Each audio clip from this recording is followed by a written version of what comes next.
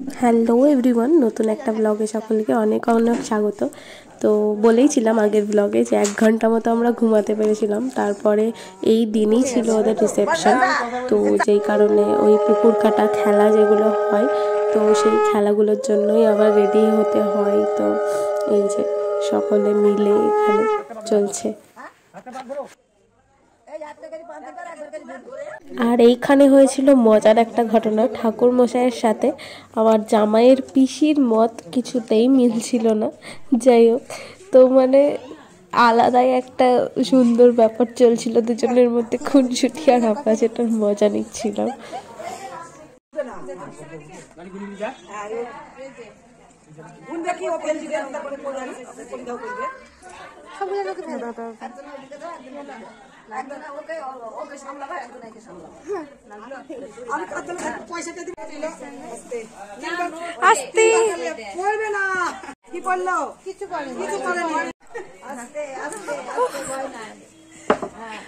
বাবা জামাই সামলেই নিয়ে যাচ্ছে।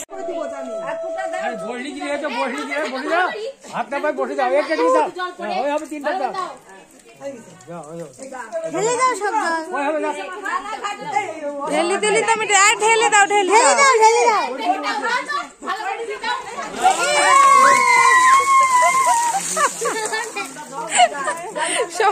তো যাই হোক, প্রচন্ড ঠান্ডার মধ্যে ঠান্ডা জল গায়ে ঢালার পর স্নান ধান করে আবার এখানটায় এদের বাসি বিয়ের রিচুয়াল ছিল। তো সেই বাসি বিয়েটাই হচ্ছিল। আবার বিয়ের বেনারসি পরে ঋষিতাকে রেডি করিয়ে দিয়েছিলাম। তো তারপরে এই যে চলছে। তারপরে চলে এসেছিল আমাদের মানে সাজাতে ঋষিতাকে, দিশা। তো দিশাকে বললাম খেয়ে নিতে, আর এর মধ্যে দুপুরবেলায় খাওয়ার সময়ও হয়ে গেছিলো। তো ঋষিতা ওই যে ফার্স্টে ঘি ভাত দিতে হয় সবাইকে, তো সেই ঘি ভাতটাই দিচ্ছিল আর কি। ওই যে দূরে আছে, বলিস না, না বললে আমি খুশি হতাম। এটা তো কিছুই না, আমি এখানটায় ছিলাম জামাইয়ের শাশুড়ি, সবাই আমাকে বিয়ান বলে ডাকছিল। তো এই বোনটা আর কি বললো যে তোমার মেয়ের তো বিয়ে হয়ে গেল, তোমার কবে বিয়ে হবে? সেটা আমি বললাম আর বলিস না। তো যাই হোক, এবার ভাত কাপড়ের জন্য ওকে রেডি করছি, কারণ ক্যামেরাম্যানটা ছিল খুব তাড়াহুড়োর মধ্যে। তো জাস্ট কয়েকটা ছবি তুলেই সে মানে দৌড়ে পালিয়ে যায়, এমন একটা ব্যাপার। কারণ তার এতগুলো বুকিং ছিল, তো সব জায়গায় তাদের মেনটেন করতে হচ্ছে। মানে সত্যি বলতে আমি মনের মতো করেও রেডি করতে পারিনি, জাস্ট হালকা টাচ আপ। তো যাই হোক, মানে তাড়াহুড়োর কারণে তারপর ফাইনালি খেতে বসলো। মানে ফাইনালি মেয়েটার পেটে কিছু পড়বে, কারণ কালকেও সেইভাবেও খেতেই পারিনি। কাল মানে কি ভোরবেলাতে আর কি, সেরমভাবেও খেতে পারেনি মোটেই। আর ওর নখের কারণে এমনিও হাত দিয়ে খেতে পারছে না, কারণ আমি একদিন ওকে খাইয়ে দিয়েছি। তো এবার ব্যাপারটা হচ্ছে, ও পরে আমি জানতে পারলাম এই মুহূর্তে ও খেতে পারেনি, আমাকে বড্ড মিস করেছে। তো যাই হোক, সেই সময় আমাকে এই যে খেতে পাঠিয়েছিল, আমিও চলে এসেছিলাম খেতে। বেশ টেস্টি ছিল, মানে সব কিছু খুব দারুণ টেস্টি ছিল। তো আমি ডালটা খাই না সেরকমভাবে, তবুও ডালটা মানে অসাধারণ আমার লেগেছে। তারপরে এই যে চলে এসেছি, দিশা ওদিকে ওর শাড়িটা ঠিক করছে। তারপরে ঋষিতা প্রায় রেডি। আর তারপরে জামাই আমাদের চা করে দিয়েছিল, জামাইয়ের হাতের চা প্রথম। তো তারপরে এই যে ঋষিতা পুরো রেডি। ওর বর মাঝে মধ্যেই বারবার বাহানা করে দেখতে আসছিল ঘরের মধ্যে যে বউকে কেমন লাগছে। তো আমাদের এই যে সুন্দরী রেডি, আর আমিও এদিকে রেডি হয়ে গেছি নিজে। খুব ভালোভাবে রেডি হতে পারিনি, যাই হোক মানে কোনো রকমে তাড়াহুড়ো করে, কারণ আয়নাটার মধ্যে মানে একটু চাপ হচ্ছিল, সবাই মিলে একটা আয়নায়। আর বেরিয়ে পড়েছি ফাইনালি। ওদিক থেকে ফোন আসছিল যে অর্ধেক গেস্ট খেয়ে চলে গেল, তোমরা কখন আসবে? তো যাই হোক, মানে সেই গাড়িটা বারবার আপ ডাউন করছিল।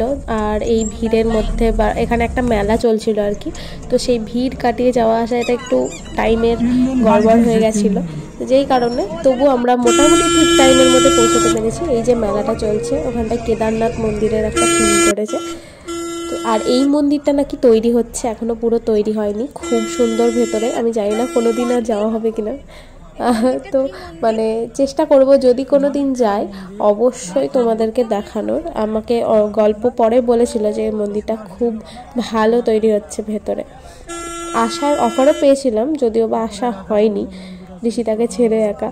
তো যাই হোক, চলো এই ভিড় ঠেলে, আর এই ভিড়ের মধ্যে গাড়ির হর্ন কাজ করছিল না, সে যে কি চাপ। আমি বললাম কাকু তুমি আসতে চলো, লেট হোক যেতে। তো যাই হোক ফাইনালি আমরা এই যে পৌঁছে গেছিলাম, আর দিশা লাস্ট মোমেন্টে ছবি তুলে দিচ্ছিল কটা। আর এসেই ওই যে সঞ্জনা আমাকে চিকেন পকোড়া ধরিয়ে দিয়েছে।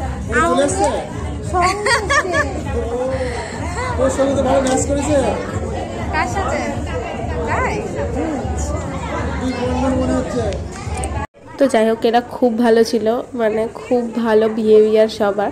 আমি সবার সাথে বেশ ভালোই মিশে গেছিলাম। আর এই যে শান্তি করে সঞ্জনা খেতেও দিচ্ছিল না, এই ভিডিও চলছিল আমার। আর এরই ফাঁকে আমি ঋষিতাকেও খাইয়ে দিয়ে এসেছি কটা চিকেন পকোড়া। তারপরে সঞ্জনা বললো চলো বাইরে থেকে একবার ঘুরে আসি। তো সঞ্জনাই সেদিনকার আমার বান্ধবী বলতে পারো, বান্ধবী ছিল। তো ফুচকাটা আমাকে ডাকছিল, বাট ঋষিতা যেহেতু খেতে পারবে না হতো, সেই হেতুও আমি খাইনি আর কি। যাই হোক তারপরে কফিটাও আমাকে সঞ্জনাই এনে দিয়েছিল, কফিটাও বেশ ভালো ছিল। কফি টফি খেয়ে নিলাম, ঋষিতাকেও দিয়ে এসেছিলাম আর কি।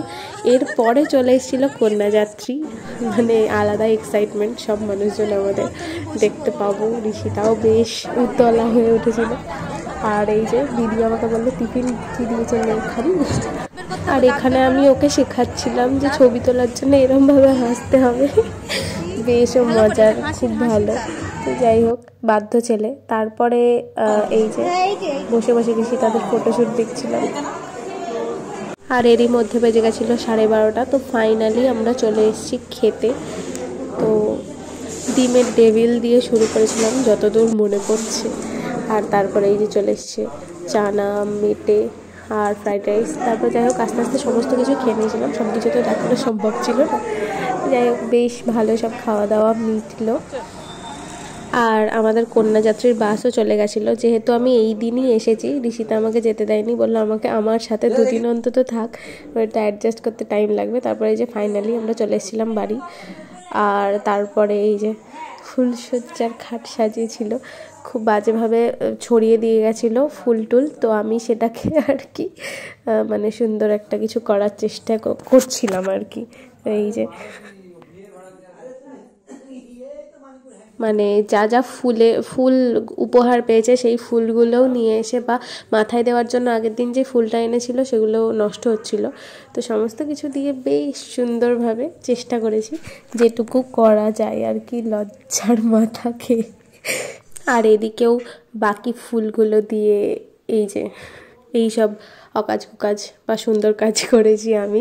আর বাকি সময়টা ঋষিতা ঘুমাচ্ছিল, আর আমার আর জামাইয়ের দায়িত্ব পড়েছিল ওর ঘর গোছানো। চলো।